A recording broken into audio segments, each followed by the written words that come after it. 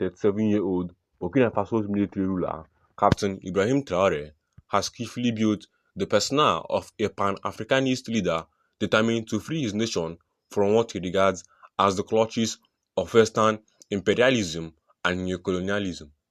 In today's video, we'll talk about exactly how Ibrahim Traore became the most heavily guarded president in the whole world. His message has resonated across Africa and beyond, with its admirers seeing him as a following in the footsteps of African heroes like Burkina Faso's very own Thomas Sankara, a Marxist revolutionary who is sometimes recognized as Africa's Che Guevara. Traore's impact is huge. I have heard politicians and authors in countries like Kenya in East Africa say, "This is it, he is the man." Beverly Ocheng, a senior researcher at global consultancy firm Control Risk, told the BBC, his messages reflect the age we are living in, when many Africans are questioning the relationship with the West and why there is so much poverty in a resource-rich continent. After seizing power in a coup in 2022, Traore's regime ditched former colonial power France in favor of a strong military alliance with Russia. That has included the deployment of a Russian paramilitary brigade and adopted left-wing economic policies. This included setting up a state-owned mining company, requiring foreign firms to give it a 15% stake in their local operations and to transfer skills to Burkina Faso people. The rule also applied to Russian miner Norgold, which was given a license in late April for its latest investment in Burkina Faso's gold industry. As part of what Traore calls a revolution to ensure Burkina Faso benefits from its mineral resources, the junta is also building a gold refinery and establishing national gold reserves for the first time in the nation's history. However, Western-owned firms appear to be facing a tough time, with Australia-headquartered Sarama Resources launching arbitration proceedings against Burkina Faso in late 2024 following the withdrawal of an exploration license. The junta has also nationalized two gold mines previously owned by a London-listed firm and said last month that they plan to take control of more foreign-owned mines. Enoch Randy Aikens, a researcher at South African Institute for Security Studies, told the BBC that Traore's radical reforms had improved his popularity in the entire Africa. Ensure you click the red subscribe button and turn on the notification icon if you don't want to miss any video on this topic. And don't forget to share with your friends who might be willing to know how he became the most guarded president in Africa. He has been seen in various occasions, such as the inauguration party of Africa's Ghana president, where he stole the show with his military entourage, where he was welcomed as a remarkable, notable figure. He is now arguably Africa's most popular, if not favorite president, Mr. Aikens said. His popularity has been fueled through social media, including many misleading posts intended to bolster his revolutionary image. AI-generated videos of music stars like R. Kelly, Justin Bieber, and Beyoncé are seen immortalizing him through song, though they have done nothing of the sort.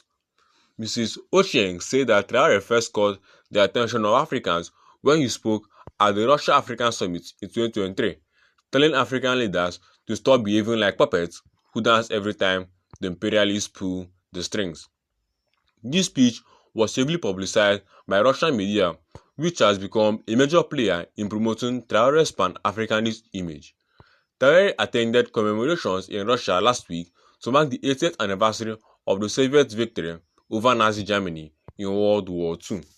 He posted on X that he, along with military leaders from neighboring Mali and Niger, were inspired to winning the war against terrorism and imperialism at all costs. Thanks to his rhetoric and pushed by a slick social media campaign, his appeal has spread around the world, including among African Americans and Black Britons, Mrs. Ocean noted.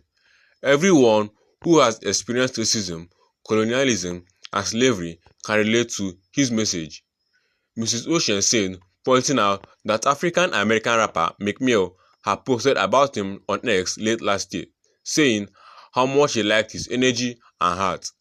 Though he was ridiculed for mixing up names by referring to Traore as Burkina Faso and later deleted the post. But France's president is not a fan, describing Traore as a barrow alliance between self-proclaimed Pan-Africans and neo-imperialists. Emmanuel Macron was also referring to Russia and China, whom he accused in a 2023 speech of provoking coups in Africa's former French colonies, and hypothetically stirring up old arguments over sovereignty and colonial exploitation. Traore's popularity comes despite the fact that he has failed to fulfill his pledge to quell a 10-year Islamic insurgency that has spread ethnic divisions and has now spread to once peaceful neighbors like Benin. His junta has also cracked down on dissent, including the opposition, media, and civil society groups, and punished critics, among them medics and magistrates, by sending them to the front lines of the war against the jihadists.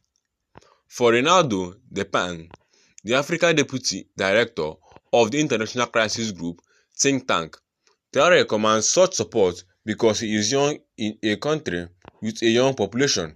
The mean age is 17.7 years.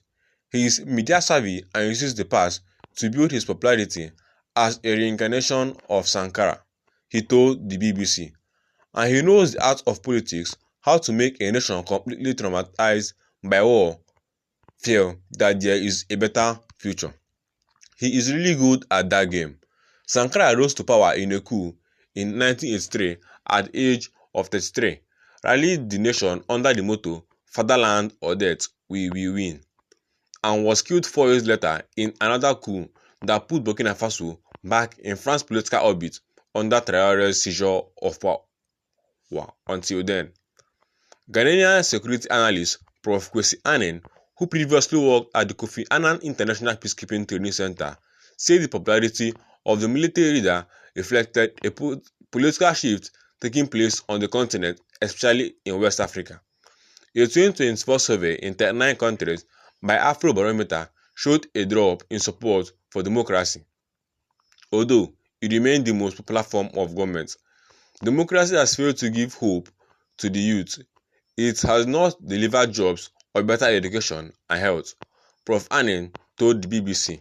He said Traore was offering an alternative and recapturing the spirit of two historic epochs: the post-independence era, when there were leaders like Ghana's Kwame Nkrumah and Kenneth Kaunda of Zambia, and later era with Sankara and Ghana's Jerry Rawlings, whose coup in 1979 was also very popular at that time.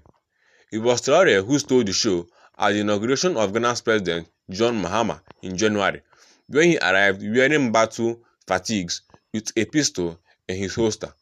There were already 21 heads of state there, but when Traore walked in, the place lit up. Even my president's bodyguard were running after him, Prof. Annan said. Traore offered a sharply contrasting image to some of the continent's other leaders who struggled to walk but clung to power by rigging elections. Traore is stylish and confident, with a very open face and a small smile. He is also a powerful orator and presents himself as a man of the people.